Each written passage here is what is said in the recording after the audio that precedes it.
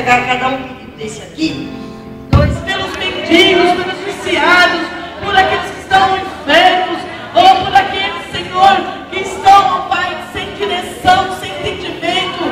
Oh Deus, a seara na verdade é grande, os trabalhadores são poucos, e o Senhor tem pedido que nós clamássemos, Senhor.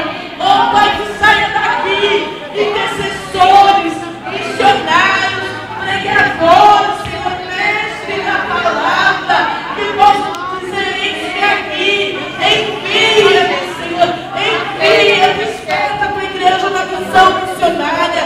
Alguns aqui, Senhor, talvez não tenham chamado para ir para longe, mas tenham chamado para fazer a diferença, seja nos seus estudos, seja no seu trabalho, seja com seus vizinhos, aonde pisar as plantas no pé, Senhor, ou possa tomar posse por herança de trazer almas para o teu reino, porque essa visão de missões a tua igreja não pode perder. Mas nós clamamos, Senhor, envia mais obreiros para a tua seara, no nome de Jesus.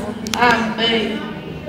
E vamos olhar também para as meninas que estão lá na Indonésia, né? A Wanda, a Ives, a Chiles, o Nando e a Cris. Amém? Os missionários em geral, vamos orar. Amém? Em nome de Jesus. Pai, em nome de Jesus, nós oramos por aqueles que estão no campo